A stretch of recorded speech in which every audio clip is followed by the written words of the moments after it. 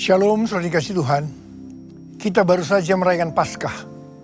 Paskah berbicara tentang kasih Tuhan Yesus yang luar biasa kepada umat manusia. Seperti yang tertulis di 1 Korintus 15 ayat 3 dan 4. Sebab yang sangat penting telah kusampaikan kepadamu, yaitu apa yang telah kuterima sendiri, ialah bahwa Kristus telah mati karena dosa-dosa kita, sesuai dengan kitab suci, bahwa ia telah dikuburkan, dan bahwa ia telah dibangkitkan pada hari yang ketiga sesuai dengan kitab suci. Tak terukur kasih-Mu Yesus, Kau telah mati gantikan diriku. Kau curahkan darah-Mu untuk tebus dosaku. Layaklah Kau Tuhan dipuji dan disembah dengan segenap hatiku.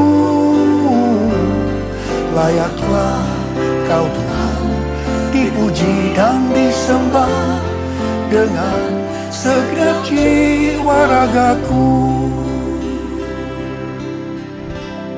Kristus telah mati karena dosa-dosa kita. Alkitab katakan semua orang telah berbuat dosa dan telah kehilangan kemuliaan Allah. Upah dosa ialah maut, mati. Kematian ada 3 macam.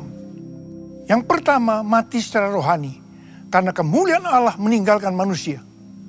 Yang kedua, mati secara jasmani, roh manusia terpisah dari tubuh.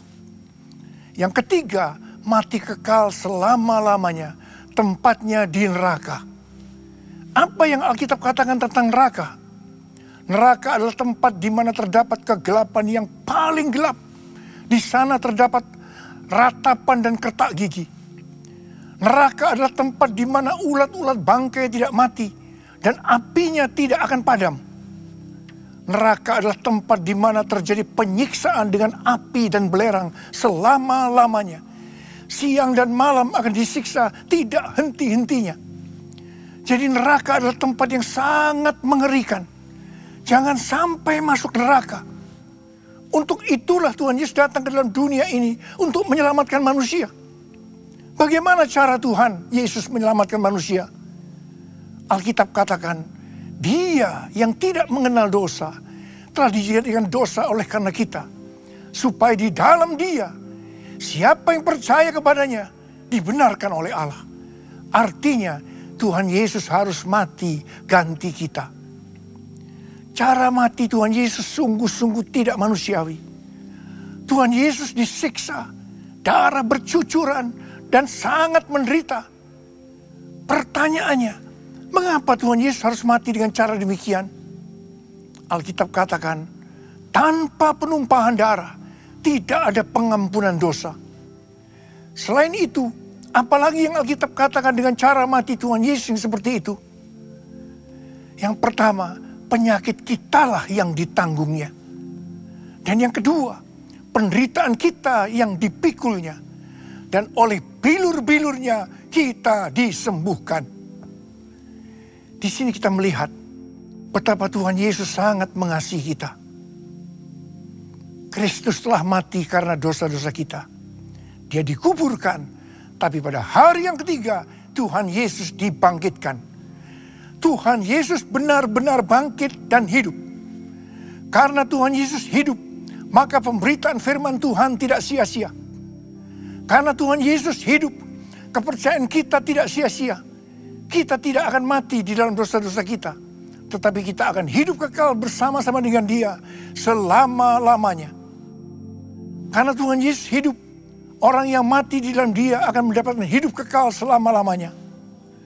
Karena Tuhan Yesus hidup, kita bukan orang-orang yang paling malang dari segala manusia. Tapi justru orang-orang yang paling beruntung dari segala manusia. Karena Tuhan Yesus hidup, di mana Dia menang atas maut, maka kuasa kebangkitannya akan membuat kita menjadi pemenang.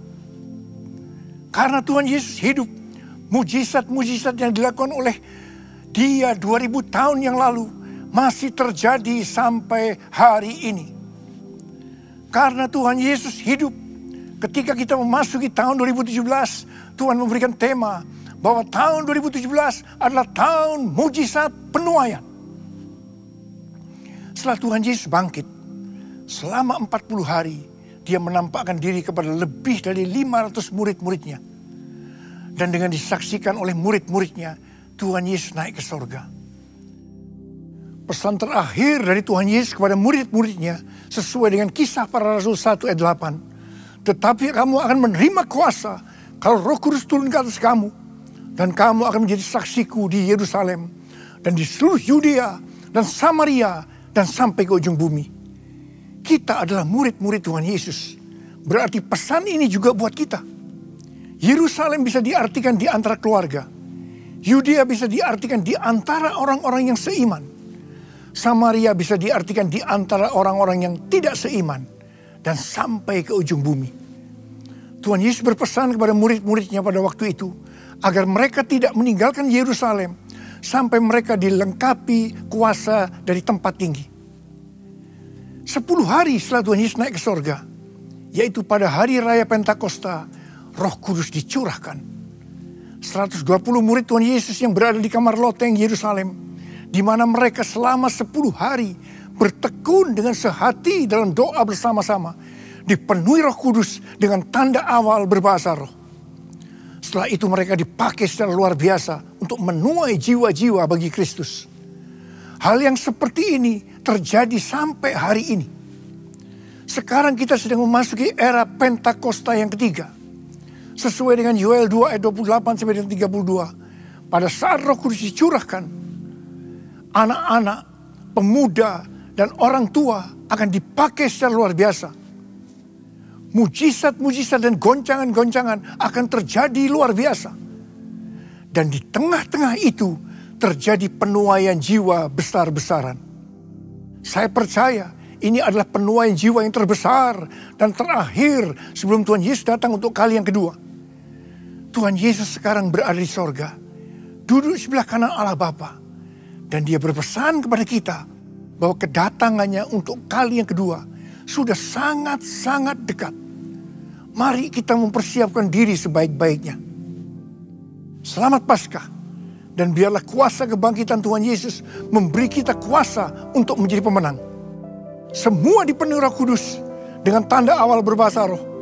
Dan semua dipakai untuk menuai jiwa-jiwa bagi Kristus.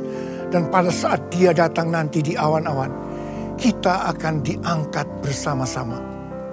Saya mau berdoa buat saudara. Angkat tangan saudara. Saya doakan. Tuhan, berkatilah anak-anak-Mu. Memasuki tahun 2017, ini adalah tahun mujizat penuaian. Terima mujizat Tuhan. Terima kesembuhan. Terima mujizat Tuhan. Terima kesembuhan. Dalam nama Yesus. Amin.